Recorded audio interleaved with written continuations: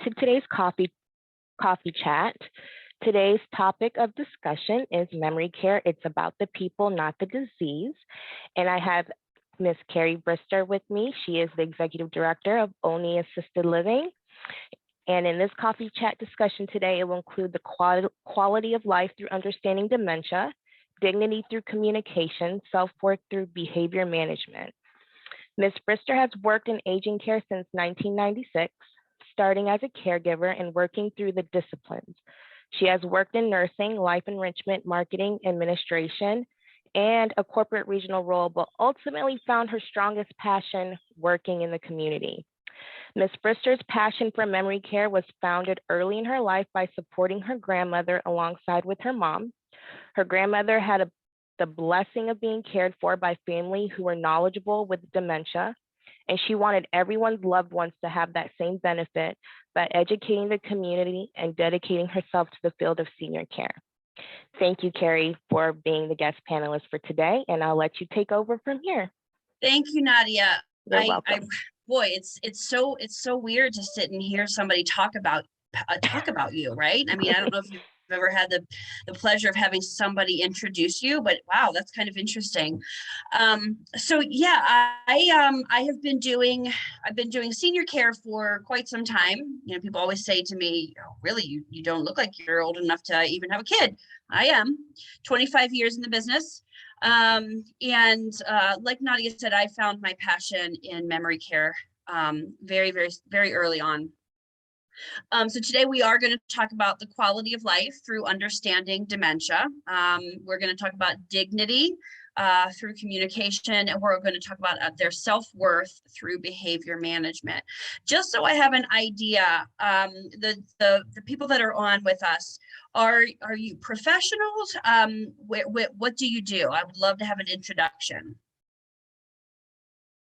My name is Bill Bush. I'm the husband of my wife, obviously, who has been diagnosed at the University of Pennsylvania Memory Center 5 years ago with the amyloid protein on the brain. I have a physician who is a neurologist who is taking care of her medically. I'm a senior citizen, 86 years old, and I'm taking care of her. She is on a scale of 1 to 5, about a 3. Okay. With Alzheimer's. Got it. Okay. Wow, wonderful. Thank you for joining us. Barbara, how about you? You're on mute. I am the daughter. My mother has been diagnosed with hippocampus atrophy, and my father actually is a caregiver. They are both 6 hours away in the state of Pennsylvania, and she's probably into her 5th year. And I was so excited to hear about your presentation. I'm hoping that you can give me tips and information that can help my father support him being out of state. That's really going to make a difference for him. But thank you. Sure. Absolutely. Great. How about you, Connie? Hi, I'm just here to learn about a little bit more about dementia and Alzheimer's. So I don't have it. I don't have a family member with it, but I'm very curious about what you're going to talk about. Okay, great. Barry, how about you? You're on mute. Sorry.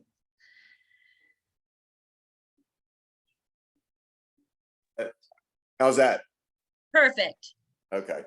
My mom is 98 years old and she's in perfect health, but she's definitely got dementia. She lives independently, but we do have aides coming in throughout the day.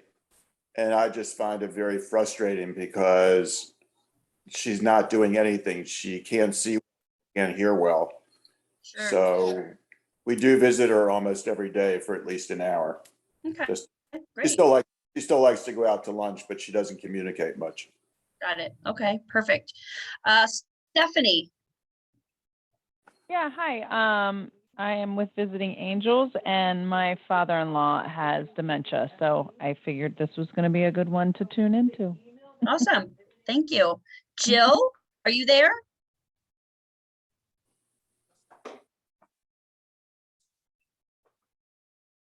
All right, She's not able to answer right now, Carrie. that's fine. How about Ann or Deborah? Everybody's on. I wonder if they're trying to sell something. If they're not on, This- that's fine. This is Deborah. Hi. Hi, okay, both. Okay, Deborah, you go first and then I'll take Ann. My father has mild dementia. He's living in Florida with his wife. So I and my family, my sisters and all have moved down here to try to take care of him as this thing progresses. So the more we can learn, the better it is for us to help him. Awesome. Okay, great. And Ann? Yes, hello. I'm the daughter of my mom was diagnosed with dementia and my father died of Alzheimer's about 7 years ago. And I'm a member of an Alzheimer's caregiver group in the area. And I just wanted to learn more. Awesome. Wow, what a group. Exciting.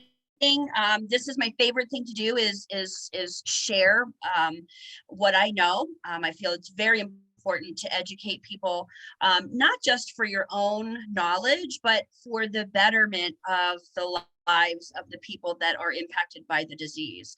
And we do that really through our communication. So just some interesting stats. More than 5.8 million people, Americans currently affected with dementia, and approximately 3.2 million of those are women. So women, we're not doing so great here. Someone develops Alzheimer's disease every 65 seconds. 1 in 3 seniors will die with a diagnosis of Alzheimer's disease or another form of dementia. There's $290 million spent annually on dementia care, research, and education. And globally, the numbers of diagnosed people with dementia are expected to triple by the year 2050. So we have a huge job at educating people. Again, not just for our benefit, but in order to truly take care of the people that we are going to be faced with. So what is dementia and what is normal aging? So an individual with normal aging, they are going to experience slower recall, or they're going to forget like parts of a story or an event of an event. So, for example, you go to dinner and you went with your kids and you know that you ate seafood, but you don't really remember exactly which seafood because it's a name you probably can't pronounce. That's normal aging. When you no longer remember that you went to dinner with your kids, that is going to be more along the lines of somebody who has a diagnosis of dementia, or in that train. They're still able to follow directions, and their capacity to learn is still intact. It might be slower, but it's still able to be intact. So we see this with our aging population and technology, right? There's so many aging adults that technology is just foreign to them. If they have enough practice, they can get it. But somebody with a diagnosis of dementia is not going to pick that up. They just don't have the ability to retain those thoughts anymore. So the true diagnosis, or the true definition of dementia, is the loss of mental functioning that causes deficits in memory, language, learning ability, judgment, and orientation. All of those things. And there are specific diseases that cause dementia, among them Alzheimer's disease, which many of you have mentioned. I think it was Bill that said she had the amyloids, and that really is indicative of the Alzheimer's disease, which it actually accounts for about 2/3 of all dementias. So there's a couple of different kinds of dementia. Again, if you're looking at an umbrella of dementia, the dementia term is the umbrella, and of everything underneath of it is going to be the different types. So we have Alzheimer's disease, you've got Lewy bodies and frontotemporal, the Creutzfeldt-Jakob disease and vascular dementia. And then there's mixed dementias where people have multiple of those that are going on, and it's like a perfect storm.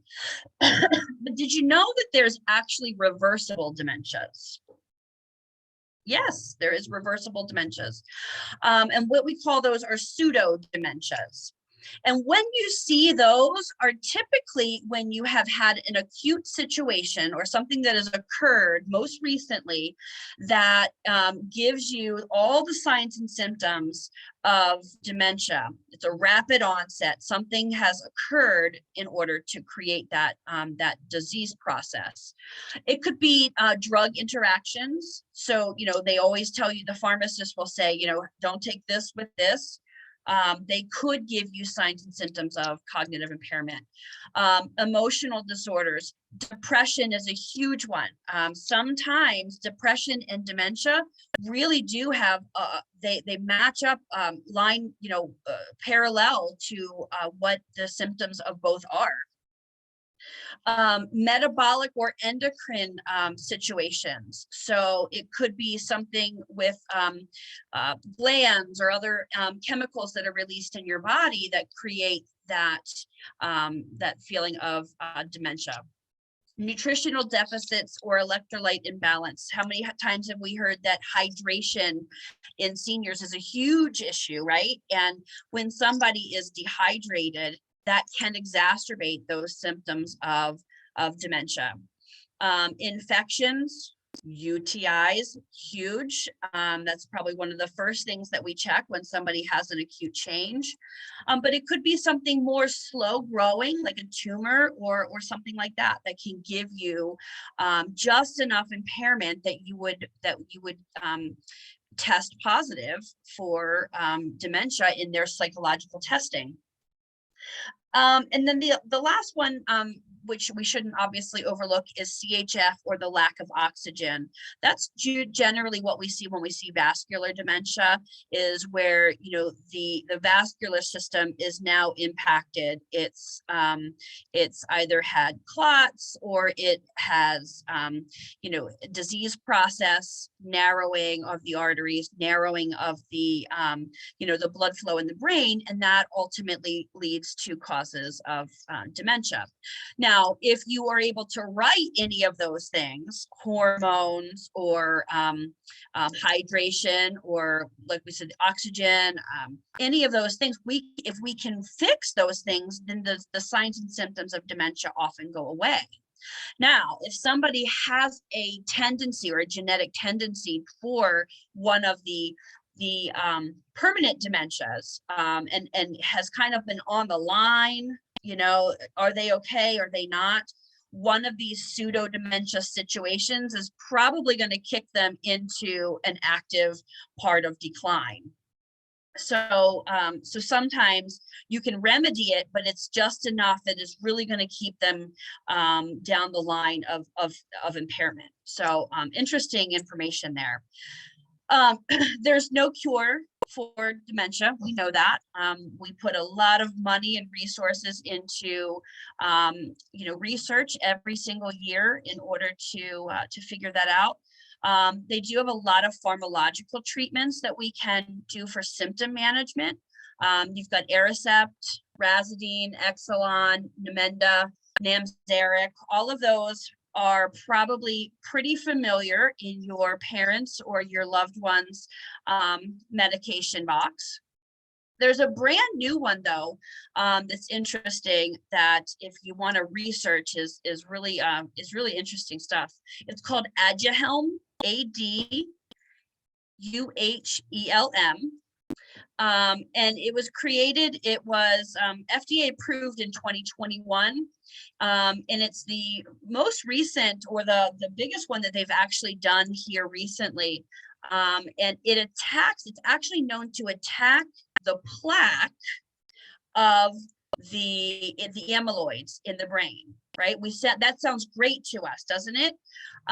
It attacks the plaques and the tangles that are suspected to cause the decline in people with Alzheimer's disease. It's $56,000 a year. It's not insurance covered, and it's by injection. Here's the controversial part about it, though, and that's why I want you guys to read about it, because it really is interesting.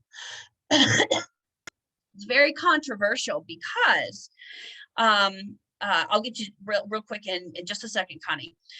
It's interesting because yes, it is shown to decrease those plaques and tangles that are in the brain, right? So we would think that by reducing that, if those plaques and tangles are really the issue at hand, you would think by removing those, it's going to go away.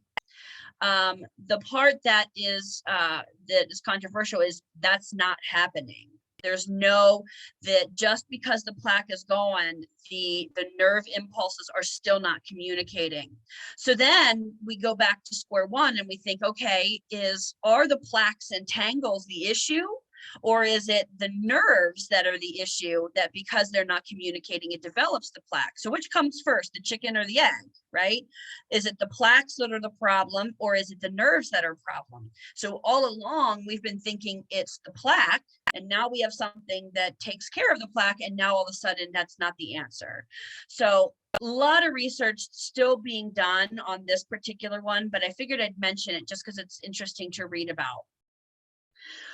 So that's the most generic and general explanation of dementia. You guys all know very intimately, what the signs and symptoms and behaviors that go around this disease.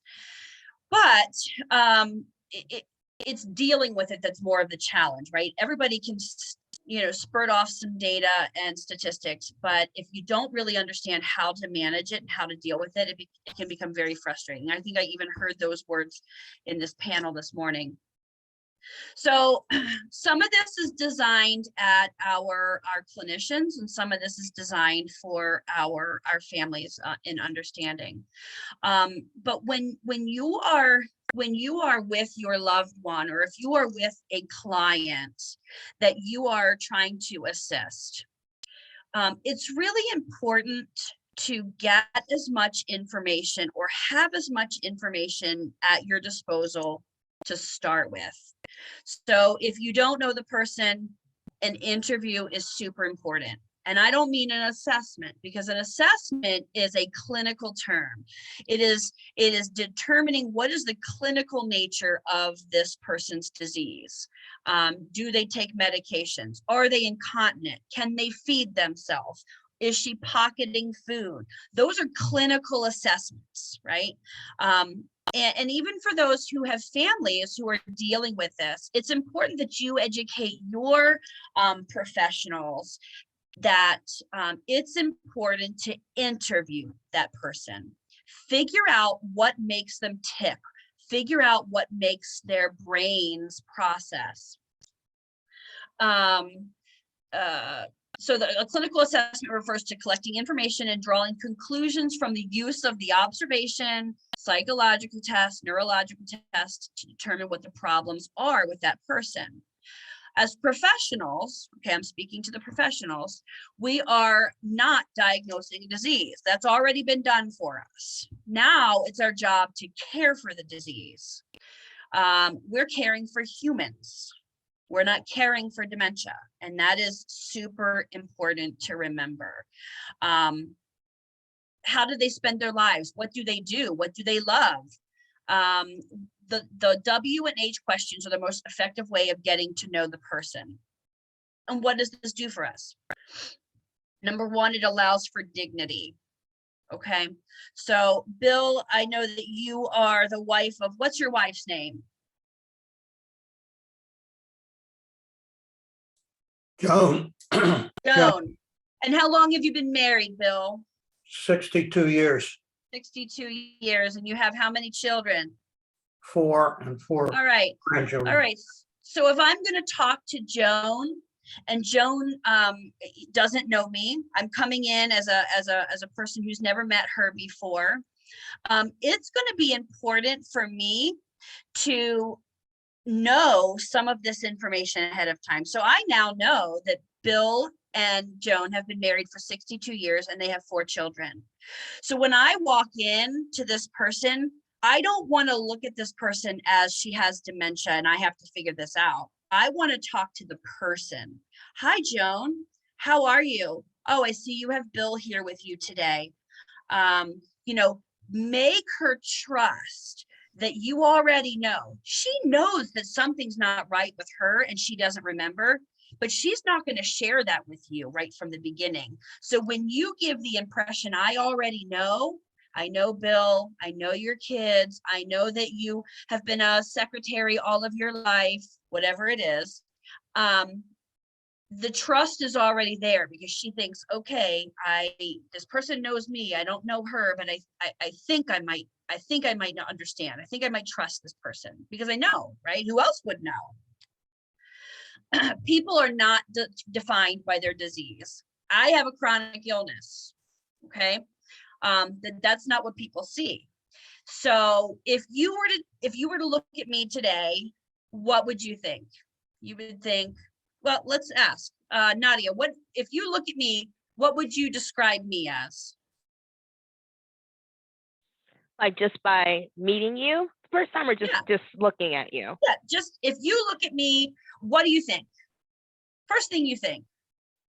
Well, the first thing I'll think is I hope she's a nice person. Okay, right. Dina, what do you think? Don't tell my secrets.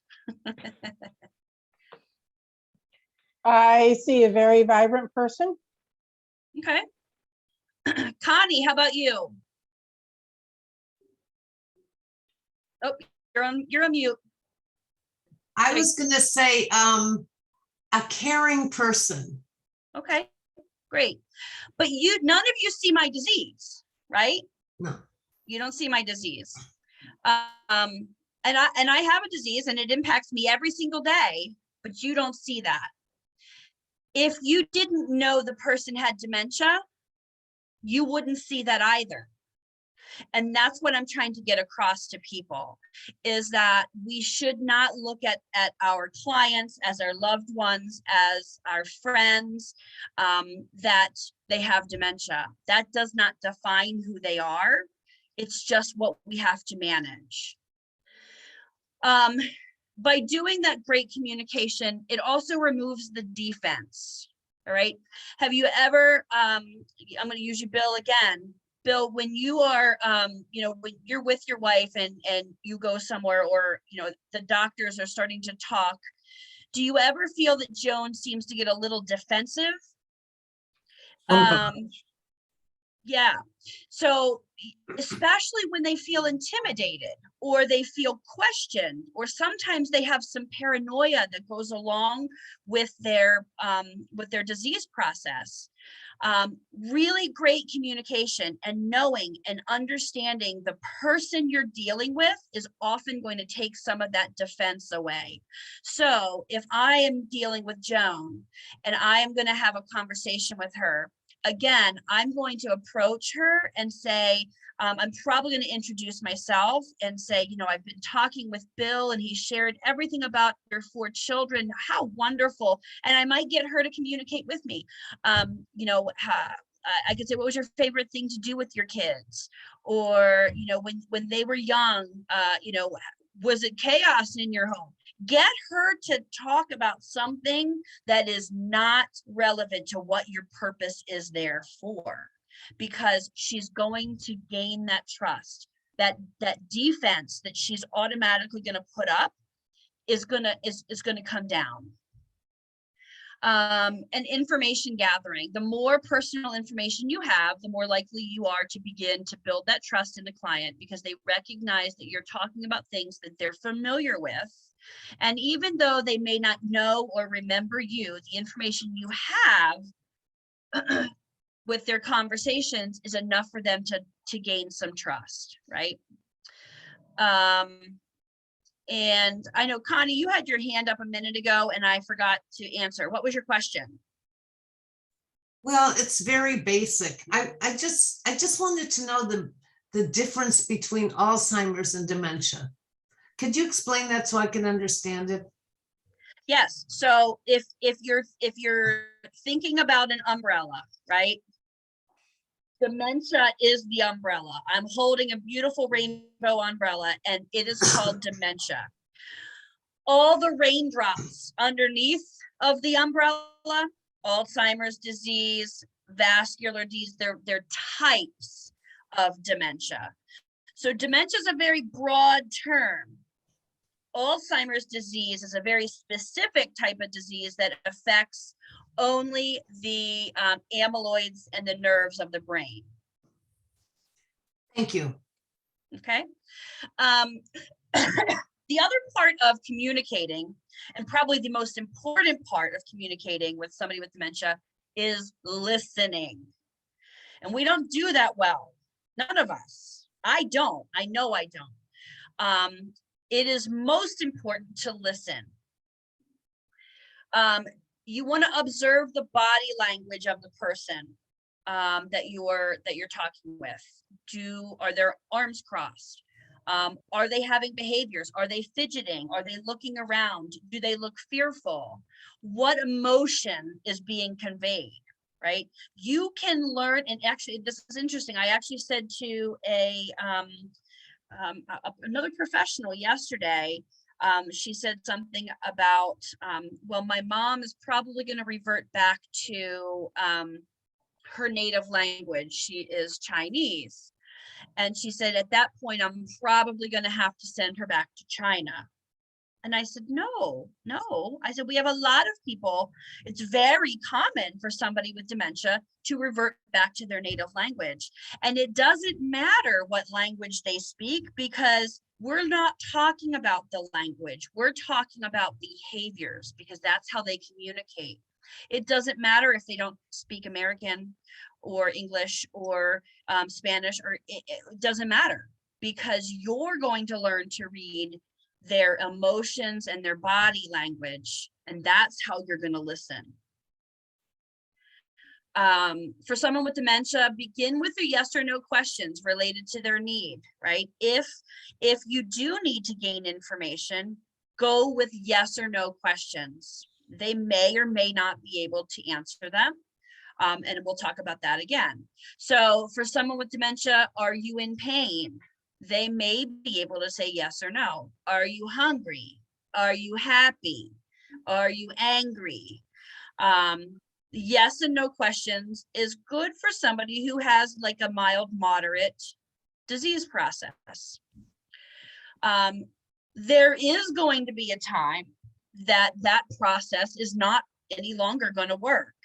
And at that point, that's when you're going to really start needing to listen. Listen with your ears, but most importantly, listen with your eyes, because they're going to tell you something. Look at their eyes. Make sure that you're making eye contact with them. What are they doing? Use your kind but direct voice. All right.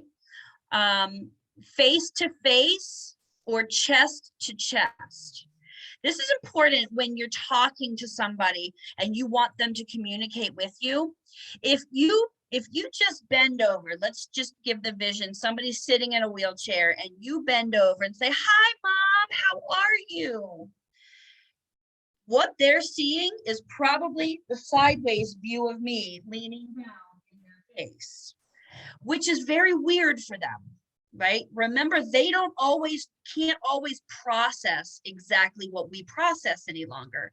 So as simple as the gesture of acquainting yourself with somebody, you want to be face to face or chest to chest. So instead, kneel down on your knees, get face to face or chest to chest with that person. Then you can say, "Hey, Mom, how are you?" When you put that weird feeling, they're automatically going to become very defensive, because you've got a sideways face in my space, and I'm likely going to push away, or I'm going to be defensive. Be non-resistive, be guiding, but not controlling. and use their name. That is huge. So many times we use blank words. Come over here and sit here, Ma. Or do you want to go put this in that? They're empty words. Use their name. Bill, I would love for you to come and sit with me. Gesture, because they may not understand what sit means anymore. You can gesture. You might need to mirror what you're going to do with them. Go over and sit down and show them that you sat down. So sometimes they'll pick it up that way. Sometimes you're going to have to, gently guide their body, but you want to use a firm but guiding voice, because they need to understand that you have the confidence to work with them. And if necessary, disarm your person that you're working with or talking with by talking to them. Be engaging. Talk about the little things. Talk about the weather if they like the weather. Talk about the flowers, the dogs, the ceiling. It doesn't matter what you talk about. But if you talk while you're having that conversation or while you're taking care of or doing something with them, they're less likely to be defensive and have that behavior that you don't want to see. Often those behaviors are the way that they're telling us that they need something. Let's see. Okay. Just put my paper back up here. So communication challenges and changes. So often receptive and expressive language are heavily affected in people with dementia. So expressive being what we say and receptive being what we understand, right? People who have windows of lucidity where they actually remember things are more able to articulate emotions a little bit clearer. So avoid empty speech. We talked about that. Here, put this in that, or it's over there. Avoid stereotypical language, such as, it's easier said than done, Mom. I will do it, but it's easier said than done. They don't get those kinds of things. Understand paraphrasia and aphasia. So a lot of times people are going to confuse words which are related. So instead of saying up, they might say down. So in that case, you want to, use your gestures. They're unable to communicate their thoughts very clearly. So they want to say something. They're probably getting a little frustrated because they can't find the words. And sometimes people have what we call word salad. Ever heard word salad? Word salad is when you literally have 16 different words that you string together in a sentence that make absolutely no sense at all. It could say cat, dog in the bye, my 417-1. And that is word salad. They're talking, but what's coming out is not what they're saying and what they're trying to say. And of course, what do? Well, if we turn on our ears and listen to those words, we're not going to get a whole lot. This is where you have to turn on your ears, your hearing with your eyes. That's it. You have to hear with your eyes, because this is when you're going to look at their expression. You're going to look at their arm movements. You're going to look at if they're fidgeting. You're going to look and see, are they angry? Are they frustrated? And super important to listen with your eyes. People who rush when they're speaking will often frustrate somebody with dementia as well. I hear this a lot, even here at Olney, when people become really agitated or anxious when our care staff go in and they're like just walking around the room and I need you to do this and do this and do this, and they're working at full pace, right? And then this person with dementia is looking and they get very frustrated because you're rushing. I don't understand. I can't process the first thing that you did, let alone the 4 other things that you did after that. right? So remember, their processing is not what you're processing. So slow down and take it one step at a time. Rushing while you're speaking is going to make things worse. If you need them to do a multi-step task, you want to break it down into 2 or 3 words at a time. Hi, Mom. Good morning. Are you ready to get up? Great. Let's go to the bathroom. We don't want to string it all together. We're going to get dressed. We're going to go to the bathroom, have breakfast, and then we're going to go out to dinner with so-and-so tonight. We don't want to string all that together. They can't process that. Process, Joan, I'm going to make you some breakfast now. And you take her to the table. Joan, I'd like to give you some orange juice. Would you like to have scrambled eggs or bacon?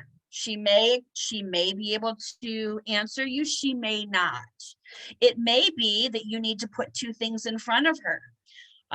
Sometimes they can look at a picture or the finished product. So if you have something, sometimes a lot of communities will do, and they'll have 2 finished products, and they'll let the resident point to which one they want. Again, giving them that dignity of choice. Because just because they have dementia doesn't mean they don't get a choice. They may not be able to make the choice, but they still have the option to take that choice. So asking memory questions, this is tough, and a lot of families do this. In fact, a lot of care staff do this, and it's really easy to fall into, but don't ask memory related questions, because it's just going to bring to their attention that they don't remember. And that's a very demeaning or anti-dignity type of question. So example might be, yeah, go ahead, Barry.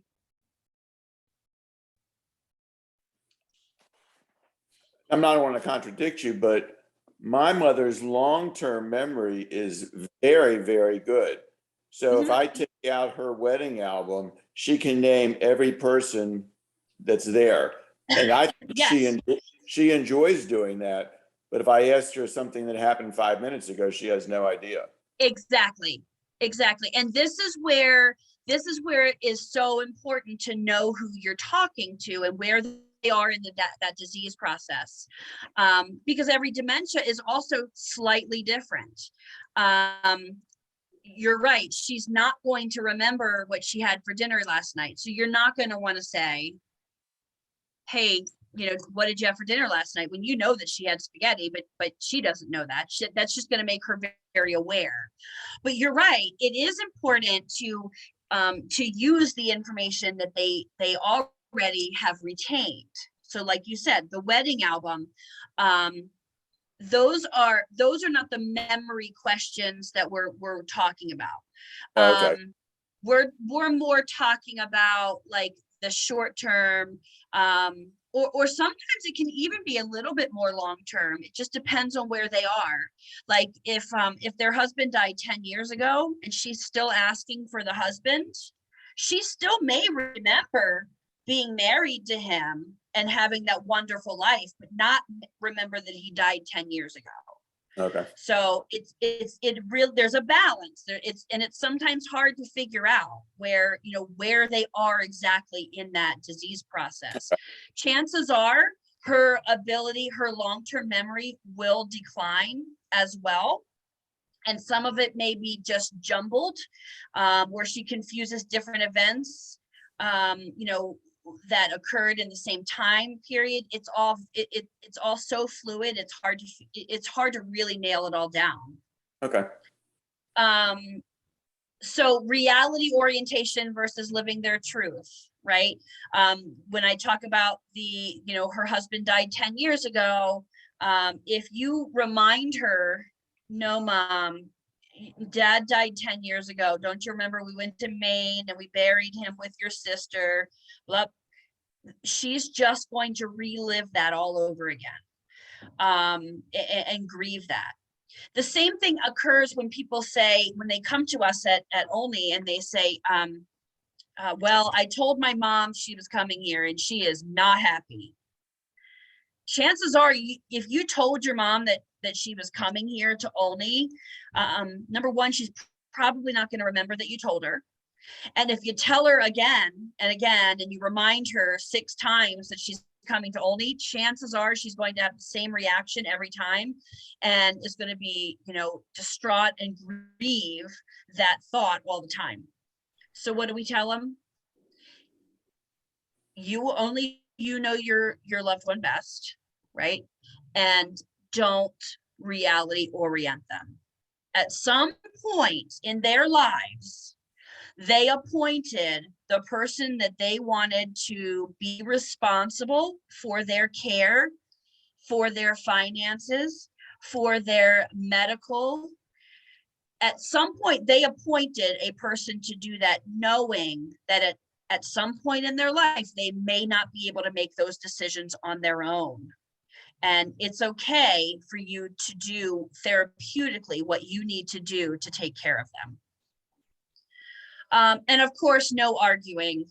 Arguing is just going to be ugly when it comes to talking with somebody with dementia. It's interesting. I was back in the community this morning, and we have one particular gentleman who likes to argue about everything.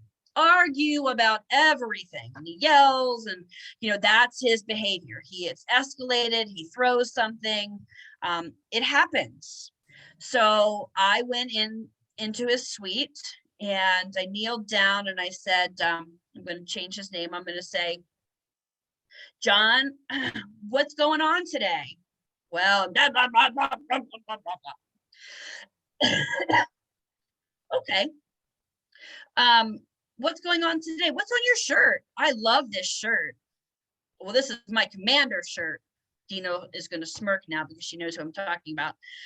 This is my commander shirt. Oh my gosh. You know what? It's almost time for them to go to training camp. Have you watched anything about them going to training camp yet? Yeah, I heard that so-and-so was a football player, and I don't even know what I said. And he totally changed his train of thought. And I was like, so is something happening today? What's going on? You were a little unhappy when I came in. He decided to say whatever he was going to say. And I was like, well, we got a lot of great things to think about today. So let's do this, and let's do this, and let's keep it moving. He got up, walked out of the apartment, and went to programs, and was in a good mood. I said, we're going to have a great day today, aren't we? Yes, we are. We're going to have a great day. We're going to have a great day. We're going to have a great day. And of course, he repeated that like 45 times. But the key is, you can diffuse a situation if you don't reality orient them and don't bring them back to where you are. That is super important. The benefits of good communication ultimately have the ability to make or break a situation. And that's really what this is. Dementia care is nothing but communication, listening, and being able to meet them where they are in their process. You want to validate their feelings. I validated John's feelings. What is going on? I'm so sorry. That's awful. I can't believe that. Every human interaction involves an exchange of information wrapped up in emotions. Think about a robot. Okay, go to a robot. Think about a robot.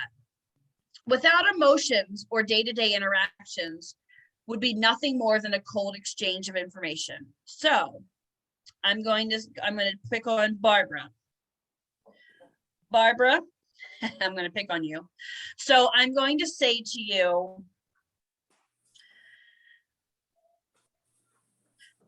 I would like to have the mixed salad with chicken, please. Or I could say, oh, hi, Barbara. I think, well, what's your opinion? Do you think I should have the salad with the mixed greens, or would you choose something else? Okay. Two exchanges, right? One was monotone, one was with no emotion, one was just straight and flat. You couldn't tell if I was happy or sad, could you? No. No. But when I talked to Barbara in my tone and the way I was talking, you generally knew that I was a happier person. Am I right? Absolutely. It's not about what we say. It's about our body language that, again, listen more with your eyes. Because if you're looking at me, you're knowing that I am happy, I am pleasant, I am hungry, and I want dialogue. Now, I could sit like this, and I'll have and I will yeah, just give me a salad with mixed greens and maybe some chicken. Can I have that? Chances are you're gonna think, oh, she's grumpy, she's angry, she's whatever negative feeling that you're thinking. I said the same thing. I said the same, I basically used the same verbiage, communicated the same desire to have food, but you got 3 different experiences. So it's important to think with your ears or listen with your ears. Think about a time you talked to somebody about an unpleasant experience. You probably described various details about the event, but you conveyed an emotional vibe. That emotional experience helped the other person to interpret that particular event. So to validate someone's feelings means recognizing the emotions and accepting the legitimacy of that situation. It's important to understand emotionally what the other person is trying to communicate. So going back to the time that you're sharing an unpleasant experience, chances are when you shared that unpleasant experience about that awful service down at the Red Lobster, you weren't happy and you weren't talking and using jovial words, jovial body language. You were probably irritated using negative words, right? When you're conveying that to whoever you're conveying that to, the person listening, you want the goal to be that they absorb that emotion, right? So when you're Bill talking to your wife and she's irritated or she's happy or she's anxious, you need to validate those feelings, feel the feelings that she has, whether she's using verbal language or not. You want to feel the emotions that she's feeling, because then and only then can you put yourself where they are.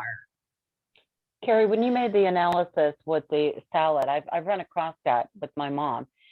She, I'll just have this. And I say, you know what, that's a really great choice. I think I would like to have one as well.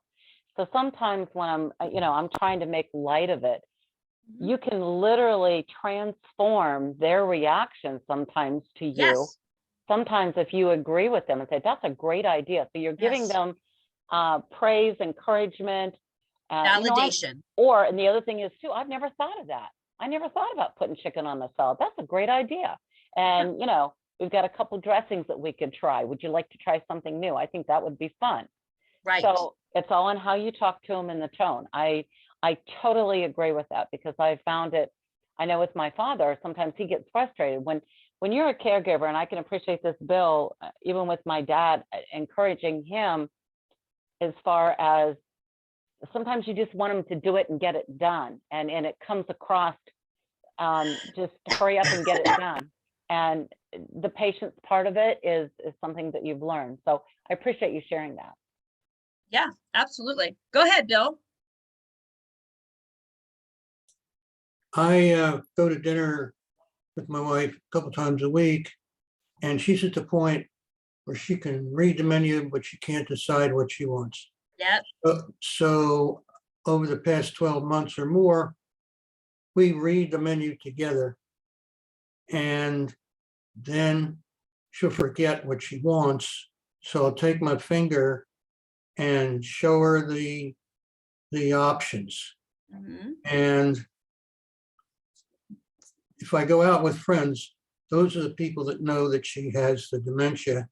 And one friend like takes over for me sometimes out of kindness and says, Joan, you know, I had this last time we were here. Would you like to take that? Which is really great for me. Yeah. Because it takes me out of that situation all the time where I have to read to her. Yeah. And those type of experiences, every time we go out to eat, I have to, you know, explain to her. And then the waiter's standing there like, what's this about? You know, so. Let me give you another suggestion, Bill. This is just something that we do here is, you know, again, you know her, you know what she loves, you know what she hates, right? She probably is not going to choose liver and onions. I don't know, she might. I will. But I mean, being 62 years, you pretty much know the things that she loves, right? It's also a lot easier because chances are, like you said, you can read through that whole menu and she's not going to remember what you said.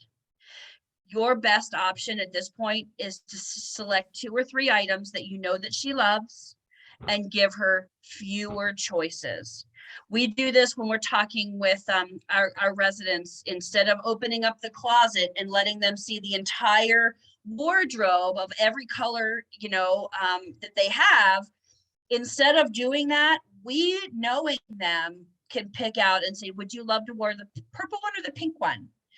Breaking down those choices for them is super important because they're not going to be able to retain everything that you're reading to them. So just a thought might help out. Thank you. Excuse me, Carrie. Yes. Carrie, yeah, I'm sorry. Just out of respect for everyone's time, if there is a hard stop, you have a hard stop today, our time, it's almost noon. So Yes. I just want to make sure if there's anyone who does need to jump off, if they had a question you could address. Absolutely.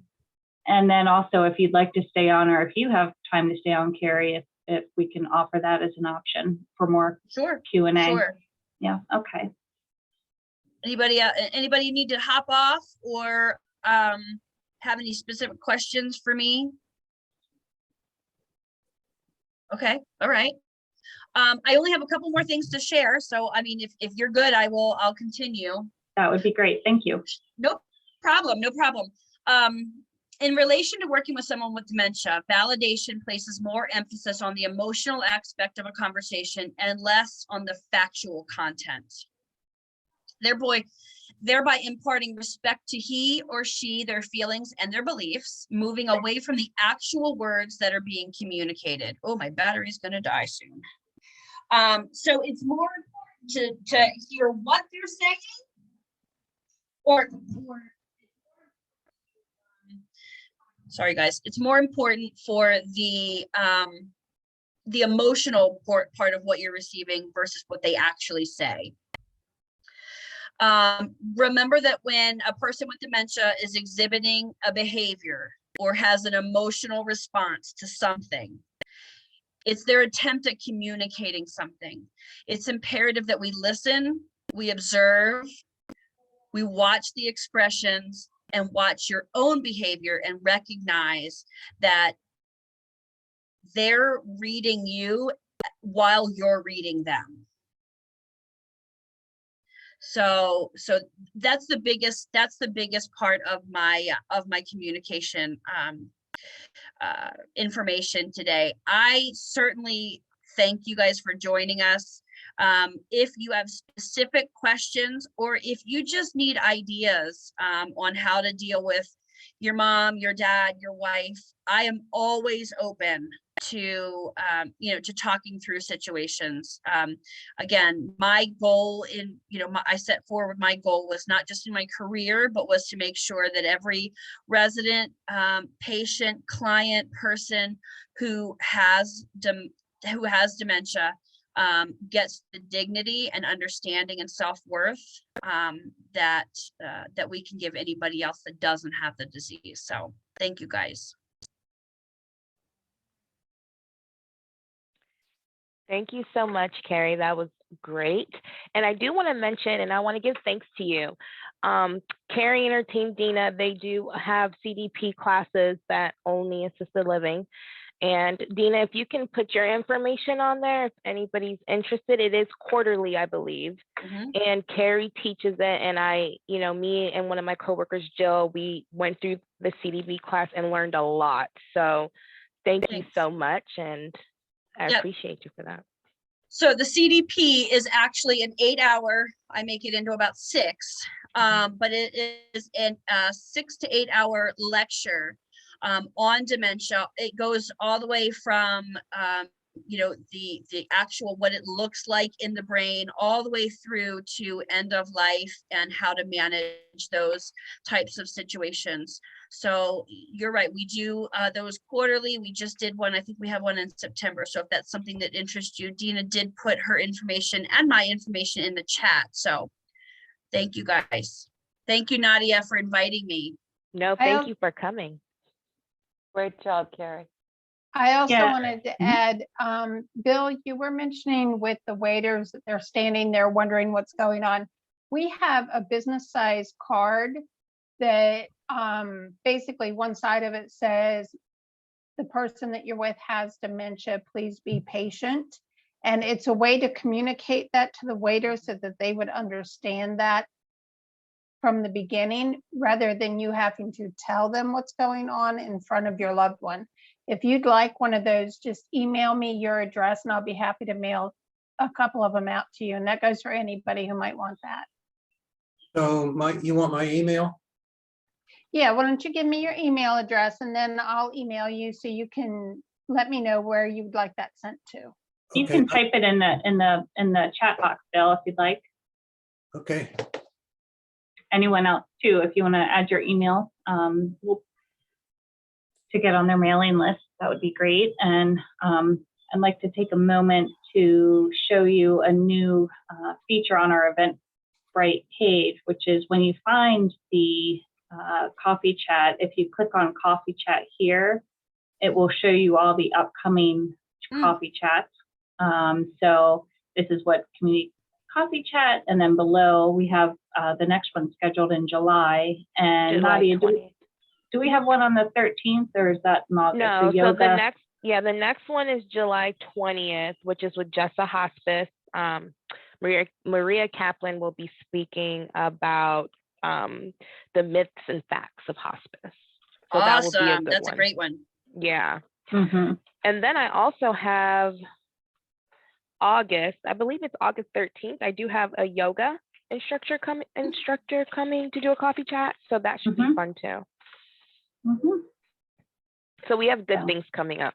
Yeah, and you would be able to see that here. We're just getting this collection going. So check back often. All right, you want to take us out, Nadia? Yes. Thank you, Carrie, once again for this lovely coffee chat. Thank you, Dina. I'll be in touch with you with our coffee chats.